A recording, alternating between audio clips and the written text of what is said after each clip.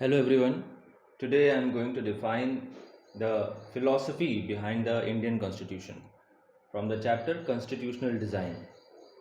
और हम फिलॉसफी के बारे में बात करेंगे कि इसकी मेन फिलॉसफी क्या है और बेसिकली प्रियम्बल पे डिस्कशन करेंगे। जो जो टर्म्स यूज़ हुए हैं प्रियम्बल में यानी प्रस्तावना यानी फर्स्ट पेज जो डिफाइन करता है हमारे कॉन्स्टिट्यूशन को और उसके गोल्स को और ऑब्जेक्टिव्स यानी गोल्स और ऑब्जेक्टिव्स जो हमें अचीव करने हैं तो उनको डिफाइन करता है।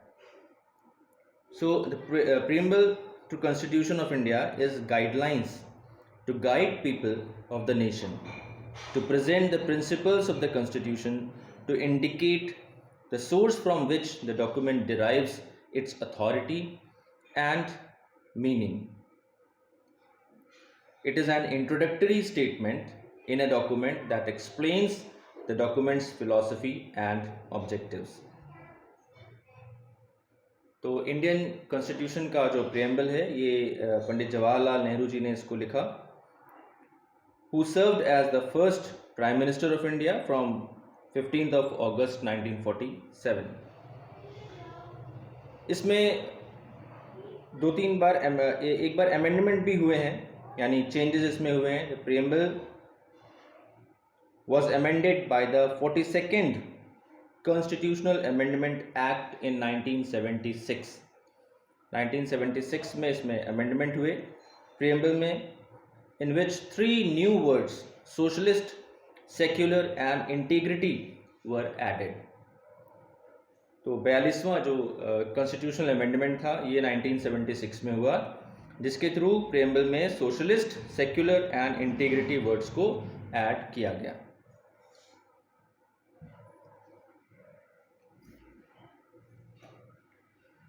तो जैसे कि हमने बात की, ये डिस्क्राइब करता है कि हमारे गोल्स क्या होंगे, हमारे ऑब्जेक्टिव्स क्या होंगे, सोसाइटी को किस तरह से हमें किस डायरेक्शन में पॉजिटिवली लेके जाना है, क्या क्या चीज़ें हमें करनी है, किस तरह से पीस एंड हार्मनी, फ्रैटर्निटी इनको मेंटेन करना है। तो हम शुरुआत से बात करें तो जो फर्स्ट लाइन है वो क्या कहती है, we the people of India. ये क्या इंडिकेट करता है, that the constitution of India has been made by the people. It is the work of the representatives of the people in the Constituent Assembly. तो ये किसी outsider ने नहीं इसको फ्रेम किया है, इसे हमने यानी पीपल ऑफ इंडिया ने फ्रेम किया है। Secondly, sovereign country India is absolutely free from dominance of any external power, यानी हमारे जो भी इंटरनल मैटर्स हैं या हमारे जो नेबरिंग स्टेट्स हैं उनसे जो भी मैटर हैं उनको हम खुद रिजॉल्व करेंगे, उसमें किसी आउटसाइडर का इंटरफेरेंस नहीं होगा। It implies that no foreign power can control और guide the government of India in making rules for the people of the country. Besides, India is also free to follow an independent policy without pressure from any external power in relationship to other countries. ठीक है, तो outsider का जो interference है वो बिल्कुल नहीं होगा। इंडिया खुद अपने जो इश्यूज हैं उसको रिजॉल्व करने में केपेबल है। Next, socialist state. India is a socialist state. It tries to reduce inequalities in income by regulating the economy. तो इनकम डिस्पैरिटीज जो हैं, इनइक्वालिटीज जो हैं, उनको भी हमें ख़त्म करना है। Its goal is to bring about equality in the socio-economic sphere by providing equal opportunities of growth to all people. यानी गवर्नमेंट ऑफ इंडिया की रिस्पॉन्सिबिलिटी है और उसकी ड्यूटी है कि जो इनकम इनइक्वालिटीज़ हैं यानी अपॉर्चुनिटीज़ जो भी हैं वो सभी के लिए प्रॉपर अवेलेबल हो। नाउ सेक्युलर स्टेट, इंडिया का कोई एक ऑफिशियल रिलीजन नहीं है। हमने अपने आप को इंडिया को डिक्लेयर नहीं किया है कि हम किसी एक रिलीजन, पर्टिकुलर रिलीजन वाले स्टेट हैं। हमारे यहाँ हर रिलीजन को इक्वल रिस्पेक्ट मिलती है, सभी की अपनी फ्रीडम है। India is a secular state rather than a theoretic one, which means that the state does not adopt or extend favor to any particular religion as the official religion. Religion is treated as a matter of personal belief, and people are free to follow any religion as per their own wish. तो जिसकी जैसी मर्जी है वो अपना जो religion है उसको अडॉप्ट कर सकता है, उसके जो रिचुअल्स हैं उसको फॉलो कर सकता है, किसी भी तरीके से उस पर कोई बाउंडेशन नहीं है। तो इस तरह से हम कहते हैं कि India is a secular state. Now as a democratic state people are given the power to choose their government.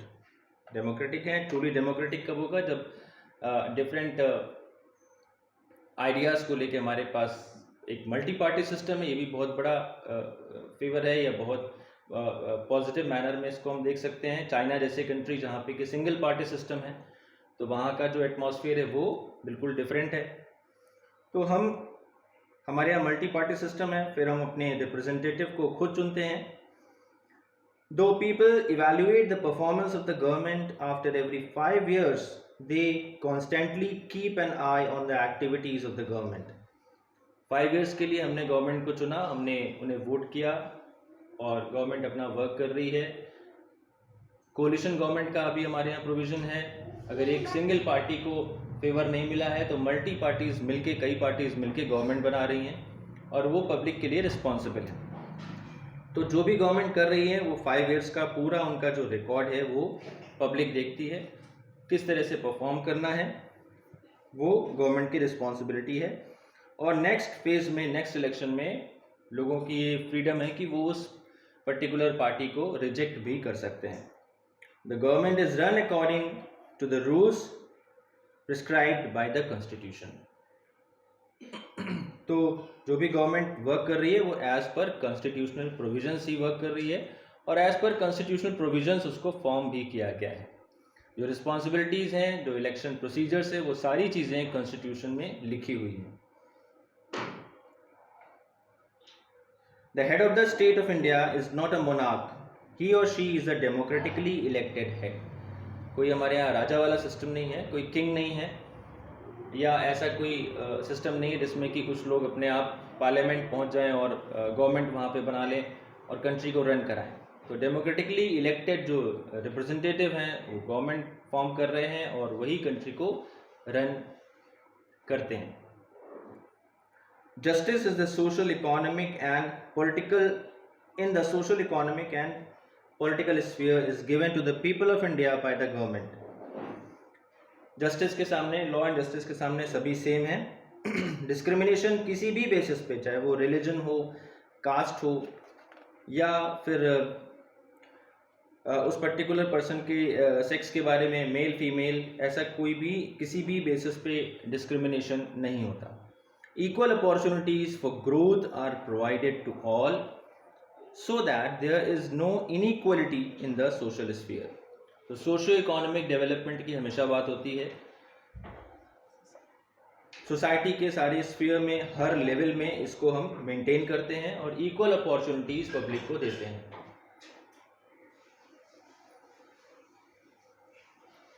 The state can, however, adopt social measures to promote the interests of the people who suffer disadvantages due to social practices. People enjoy liberty and are free to express themselves.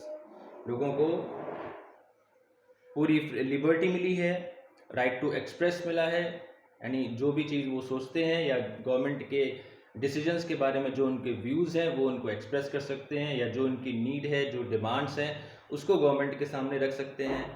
Criticism का भी right हमारे पास है, right to information हमारे पास है। तो हर तरीके से public को लिबर्टी पूरी दी गई है।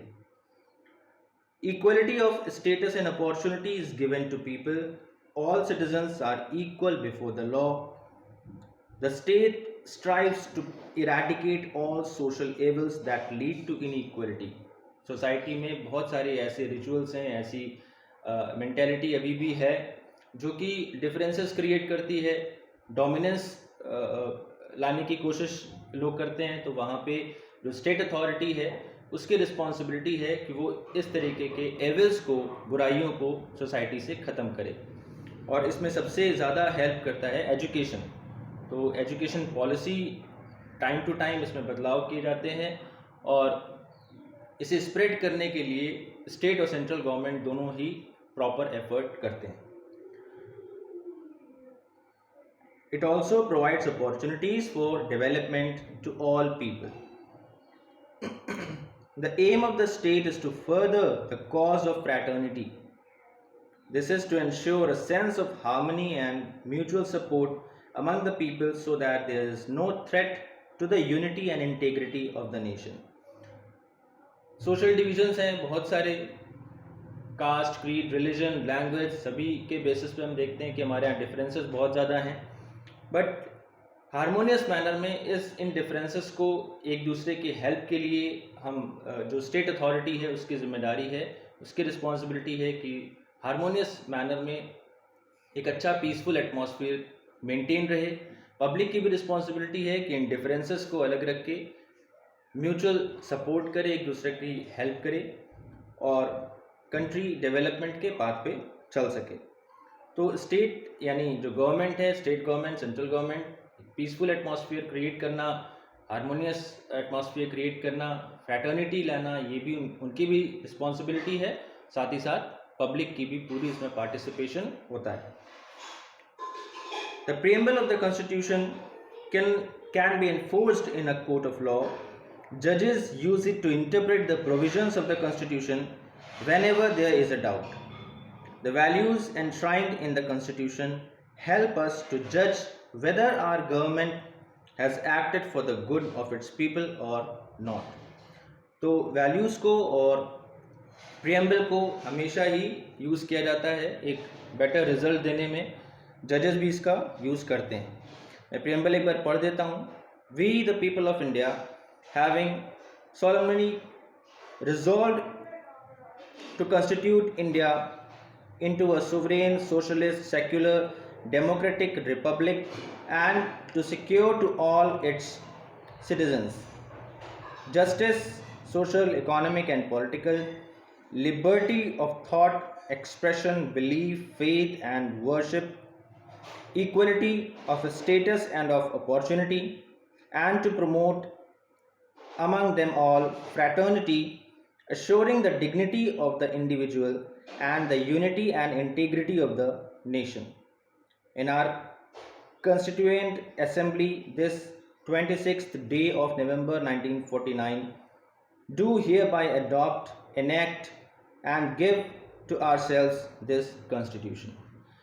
तो ये कॉन्स्टिट्यूशन पीपल ऑफ इंडिया ने बनाया, पीपल ऑफ इंडिया के लिए बनाया और एक अच्छा एटमॉस्फेयर क्रिएट करके कंट्री को डेवलपमेंट के पाथ पे प्रॉपर मैनर में ले चलने के लिए बनाया गया.